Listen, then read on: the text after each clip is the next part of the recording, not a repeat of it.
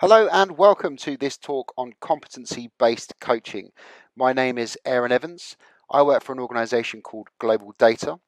We are the fastest growing business intelligence and business analytics company on the London Stock Exchange. In terms of my background and my career, I've spent 13 years working in this wonderful industry we call sales enablement. I've worked for large multinational corporates, all the way through to small, nimble startups, as well as IPOing a startup in 2014 in Australia. Now, what I want to talk about in this talk, put very simply, is how we can use competency-based coaching to drive effective results within organizations and make sure the reps are constantly learning to strive for that next role in their career. So let's dive straight into the agenda on what we're looking to achieve today. So first things first, we're going to talk about what a competency framework is. Now, this may not seem like the most sexy subject in the world, but believe me, this is one of the most invaluable tools an organization can build to really start driving effective coaching. Number two, we're going to talk about how you can build one within your organization, the types of stakeholders you need to engage and collaborate with to make sure that from every single sales role, there is an effective breakdown of all of the right competencies a rep must have to be successful in their current role and the next role and the next role after that. Then we're going to dive into how we can use the coaching framework to actually coach and the techniques that are surrounding that to deliver the right results. And lastly, we'll look at what the world looks like after we've embedded a competency-based framework and what we should expect to see in terms of behaviors, results, and outcomes. So this is what a sales competency framework should look like. Now, bear in mind, this is purely an example. When it comes to building your own competency framework, we'd expect to see the competencies and the job roles to change depending on your organization. But what we've done is we've put the layers of job role ranging from the very lowest rung of the ladder, which is a sales development rep, which is very much an entry level role, all the way through from business development manager, senior BDM, manager, vice president, senior vice president. Now, what this enables us to do is to break down each role with the relevant competencies that we expect the individual to be able to deliver on based on their job title.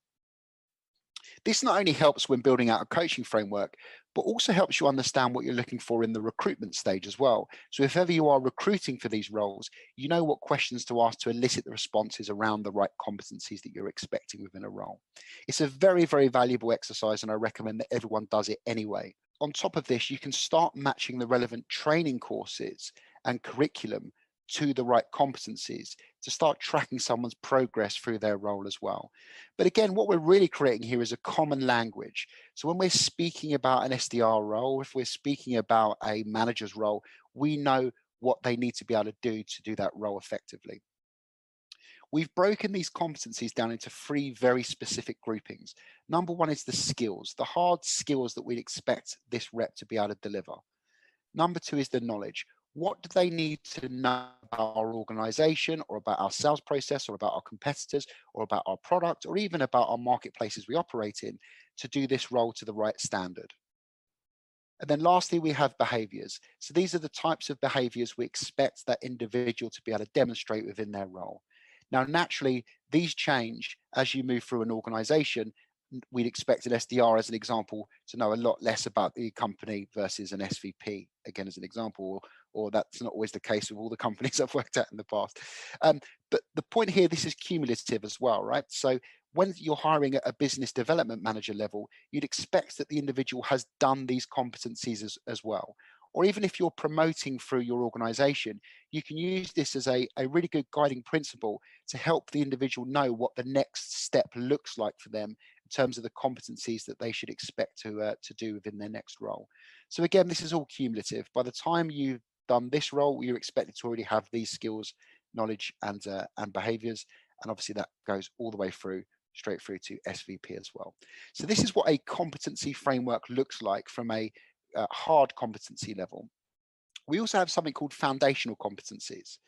Now, again, this is really useful for looking at those soft skills, some of those more intangible skills that we're looking for when developing an individual. Now, again, we've broken this down into the relevant roles, but the groupings are slightly different, or the criteria is slightly different. And you'll notice that it's less on skill and more on, I suppose you'd say, soft skills. So we have learning, we have values, autonomy, effectiveness, And then lastly, we have leadership and working with others. So how do they coach and develop, lead and motivate, influence and impact, collaborate, communication, planning and strategic thinking. And once again, there's a layer that or a level that we should expect of every single individual within their job role. The more junior you are, the lower touch those skills would be. And as we move through the organization, we'd expect those skills to sharpen and be better. Now, for me, where this becomes really, really exciting is that it gives you an opportunity to spot some of the characteristics that you should be seeing in future leaders or future managers, or even future coaches. And when we spot these skills, we can bring together a cohort of individuals and start, really sharpening those skills and training them on the right behaviors to move them into a different part of their career as well. So let's just talk about this once again. We've got competencies from a skill, knowledge, and behavioral level, broken down for each individual role within an organization.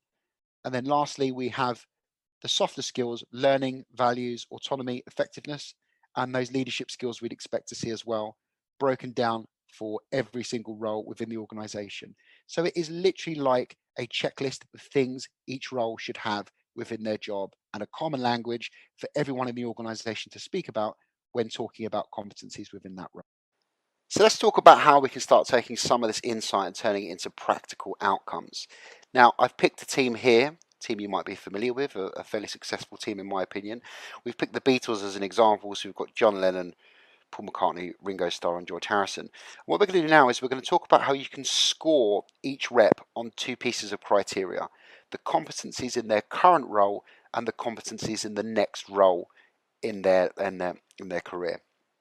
So this is why we've broken it down into those two columns here. So level 1 and level 2. So as you can see, we've got the competencies here on the left and the score on the right. Now, the reason that we're scoring on both the current role and the future role is obviously aspirational, and we want to start spotting what the next potential move looks like for them and when we'd expect to see it. Now, this doesn't necessarily mean that this is going to happen, but it gives something aspirational for the rep to work on. And we can also start building this into personal development programs, as well as part of any performance management that we're going through as well. And again, this is all based on that competency framework that we built before. Now, where this becomes really, really powerful, in my opinion, is that if a role is available and you lose someone, say, further down the chain, like a manager, the objective is to move everyone into that next role. So you're only ever really recruiting at the lower end, which is the SDR as an example. So an SDR would move into an AE role, an AE would move into an SAE role, an SAE would move into a team lead role, and then a team lead would move into the manager role. And again, all you're then doing is backfilling those smaller roles. That will save a tremendous amount on recruitment, but also give people the timeline and the aspiration to move into that next role. And let's make sure that we're doing that based on the current role and the future role we expect them to move into. So let's talk about how you can leave here today and build one of these for yourself. Once again, I can't talk highly enough on how effective these are of driving the right types of behaviors and competencies and skills within an organization to make sure everyone's speaking the same language. So let's talk about that same language part. We should be collaborating with the relevant departments that are going to help us achieve the best possible result when it comes to a competency framework. Sales enablement should work very closely with human resources and also the head of sales. And the place to start is to just break down those competencies, look at each role and decide the groupings and the areas that are important to your organization, and as well as those, the skills that are associated with it, the knowledge that's associated with it, and obviously the behaviors that you expect as well.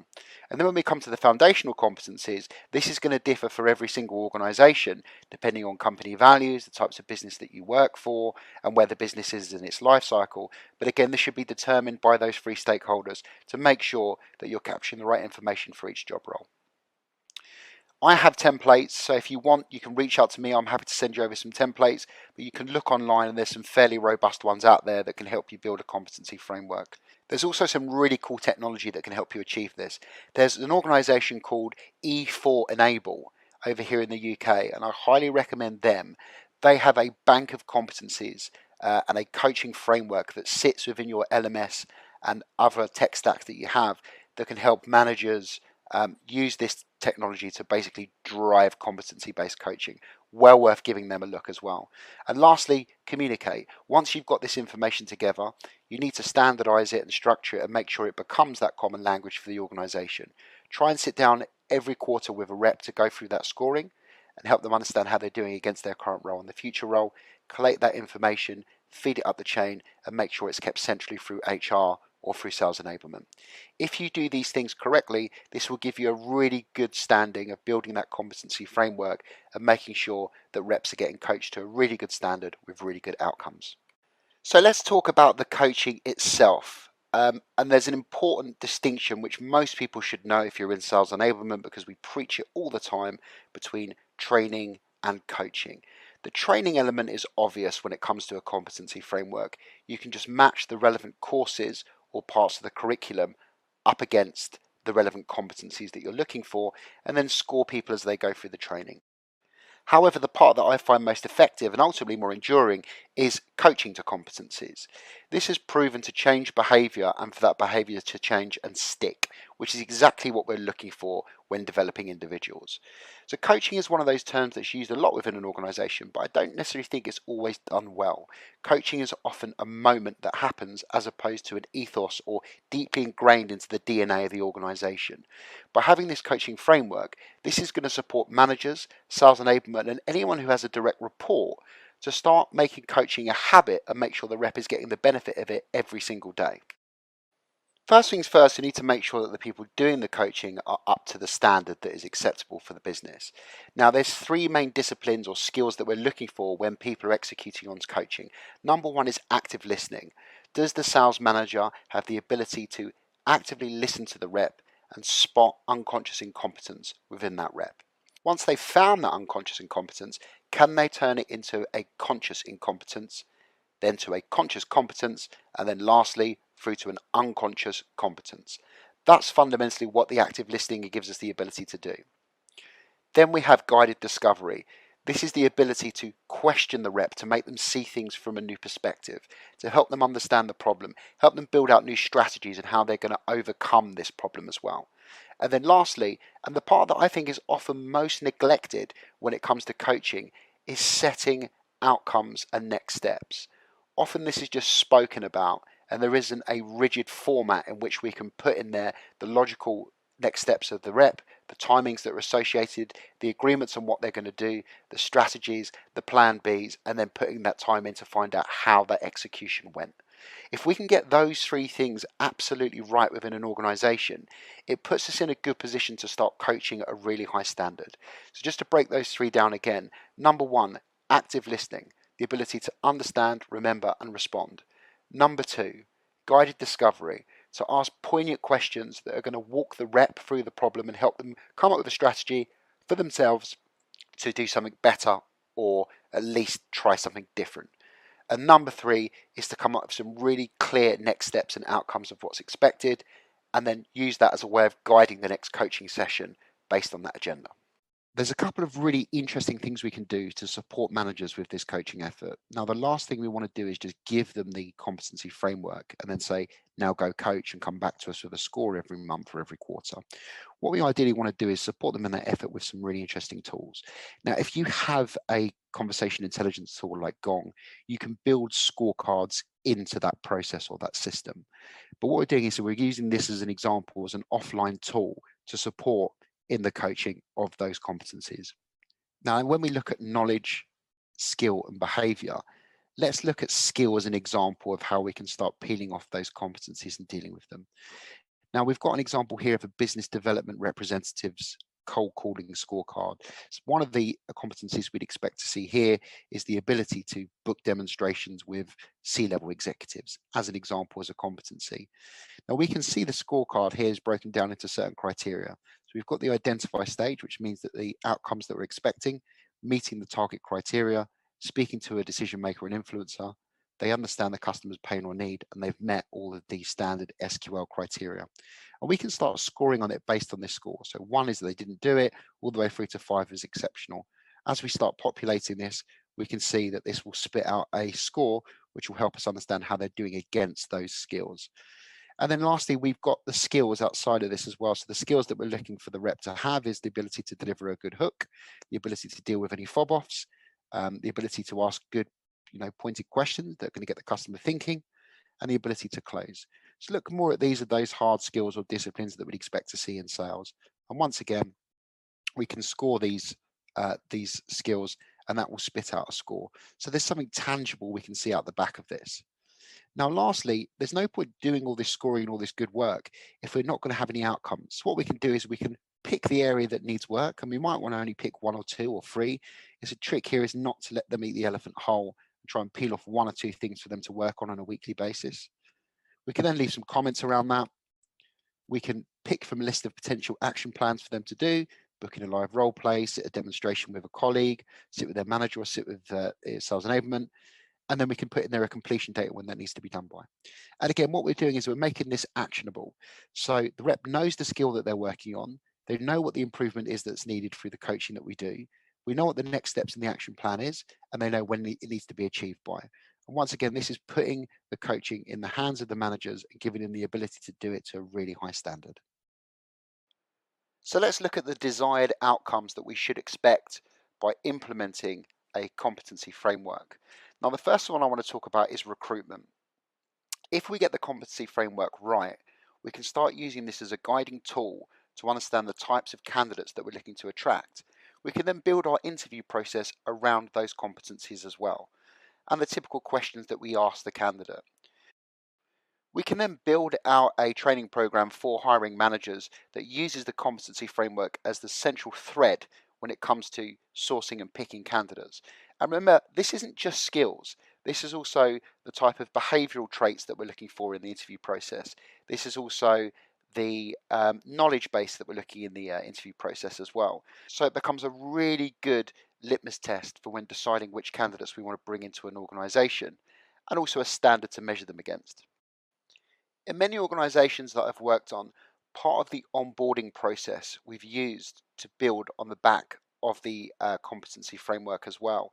So what we've seen that is because we're concentrating on those competencies that we're confident are actually going to drive the right results, we've seen ramp time go down from when candidates first enter the business to when they start hitting their target. And that's really, really important. So again, that saves a ton of money, a ton of wastage, and a ton of time on making sure that the reps are moving straight into the business and hitting the ground running. The third point is staff retention. Now let's think about it like this. As we can give a very clear path to what is needed to be achieved for someone to move from one role to another, we can start trending out some analysis around this and understand how long someone should stay in a role for, but more importantly, the key indicators that we're looking for them to develop into that next role. So when we look at typical reasons why salespeople leave organizations, often it's around not being able to clearly see what the timeline and next steps are to progress through their career within that org. Now, this should bring much more clarity to that. And again, that's all going to help with staff retention. The other side of the coin is actually manager retention. When the managers have a clear framework that they're working to, and you have that unbelievable clarity and lack of ambiguity, it makes the job of a manager far more efficient and more interesting, and it forces them to concentrate on the things that managers typically love doing, which is improving their reps, developing them, and making them better than they were yesterday. Lastly, point number 4 is culture. We should see this have a massive effect on the sales culture of the organization. To go back to what we said earlier in the talk, for far too many organizations, coaching is a moment as opposed to an ethos. By having the competency framework as the central thread to your organization, you start building out a culture in which coaching is at the forefront of all conversations. So all in all, the outcomes are pretty spectacular. Recruitment, ramp time, staff retention, and an overhaul of culture can all be achieved by having the competency framework as the central thread to your coaching.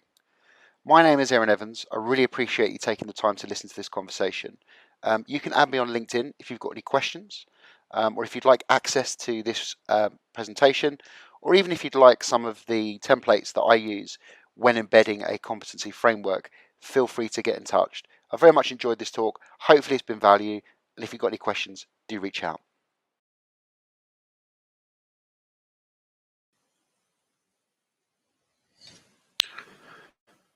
Hi guys. Thank you for listening to the talk. Hopefully you should be able to see and hear me now. If you've got any questions, feel free to drop them on the chat, and I'll happily answer any that come through.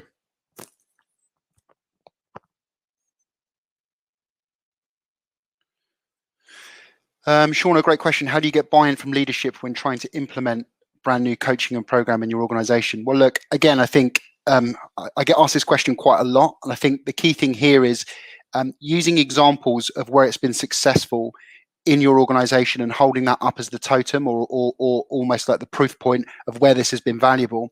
A lot of organizations find it difficult to connect the dots between coaching and the direct effect on revenue. And I guess it's your job as a sales enablement professional to very clearly show how this structure can not only affect the individual, but actually have a knock-on effect on number.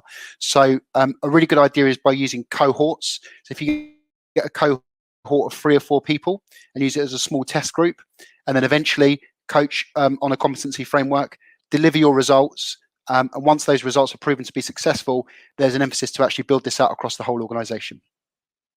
Our biggest struggle is managing this all in Excel for 75. Exactly right. Yeah, it's very, very difficult to do it through Excel. What you'll find, as I mentioned before, is that with competency-based coaching being so important in businesses now, most of the LMSs or conversation tools like Gong, or we use WorkRamp as an example, or even companies like E4 Enable, who I mentioned before, they're technology that can specifically be built to do this. And in terms of building a business case for something like this, because it's all around competency, it should feed into every single aspect of the sales process, but also the hiring process as well. So it has a positive effect on 4 or 5 different departments, as opposed to it just being a useful tool for sales enablement. And just to go back before, building that central, or that common language is really, really critical. And this enables you to do that.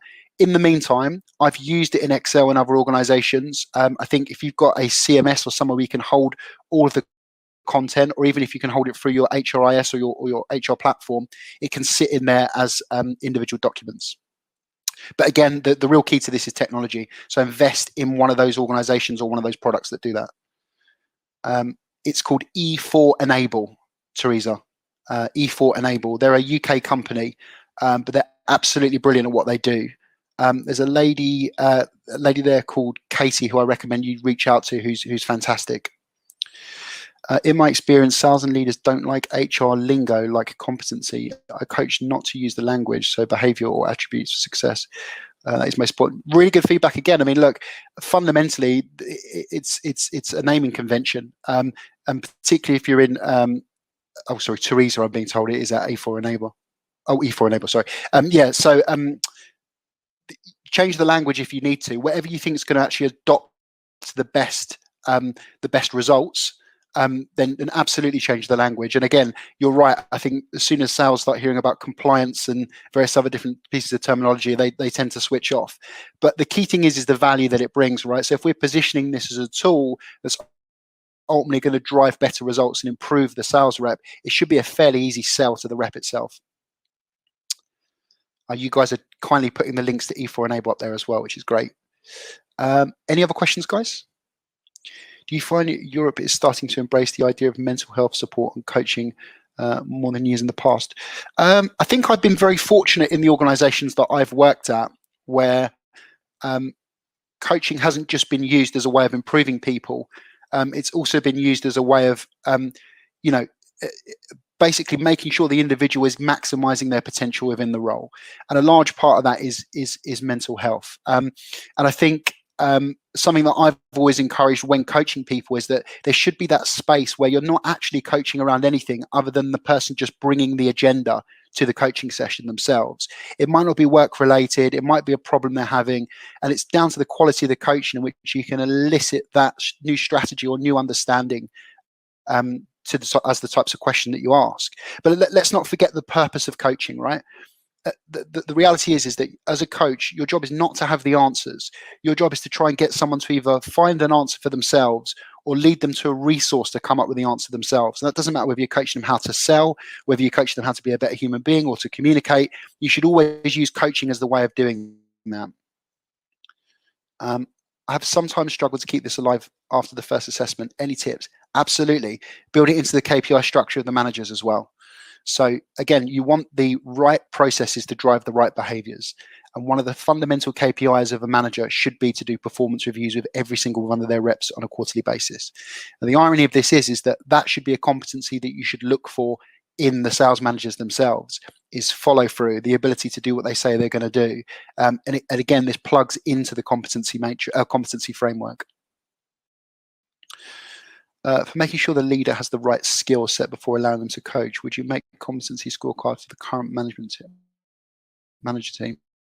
There's two issues there, right? So coaching should be a competency that's looked for within managers. So it should be something that you train on. Oh, I think I might. Can you guys still hear me? Coaching should be a competency that you should put in the manager's competency framework.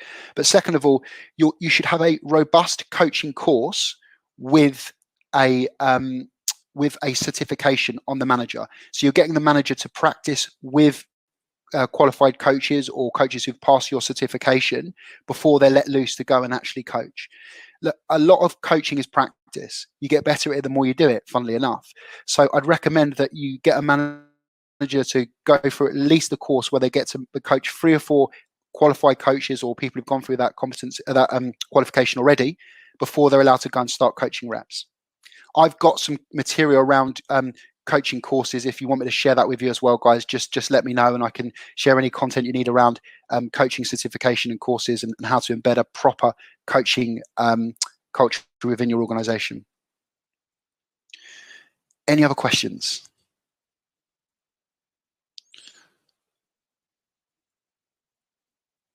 Thank you, Sarah. Thank you, Gabriella. Teresa, Daniel, thank you. Well, look, all you need to do is just add me on LinkedIn, and I'll make sure I give you all the content that I have that's going to be valuable around that. It's Aaron Evans is my name, and I work for an organization called Global Data. Any other questions? LinkedIn, Veronica, is without a doubt the best way of reaching me. I've noticed a few of you have me already, which is great. No worries, Mark. No worries, Anne-Marie. Well, if there's no more questions, I just want to thank you guys for giving me the time to listen to the talk today. Oh, Bora, what wonderful feedback. Best presentation so far. I appreciate that. And if you guys need anything, just reach out. I'm more than happy to share content, collateral, and make sure that we're all contributing to this wonderful community. Oh, Sophie, I will answer your question. Oh, Carla, do you want me to answer Sophie's question really quickly? So Sophie, in answer to your question, what do I think of online coaching? In many ways, I found it, particularly during COVID-19, I found it being quite useful for the simple fact that you get undivided attention of the rep. Sometimes when you're in a room, they're tapping away on their laptop, they're looking at their phone. I've actually found, and coaching online is not something that's new. It's been around for a long time. It's a really valuable way of making sure that you'll get that absolute clarity of focus from the rep, and they're giving you that undivided attention, even though it's over Zoom or over a video platform. Thank you, Teresa. What a lovely compliment. Thank you. Cool. Well, guys, listen, I've really appreciated spending time with you. Again, feel free to reach out. If you've got any questions, just let me know. And thanks a lot to the Sales Enablement Collective for having me on. Thanks, guys.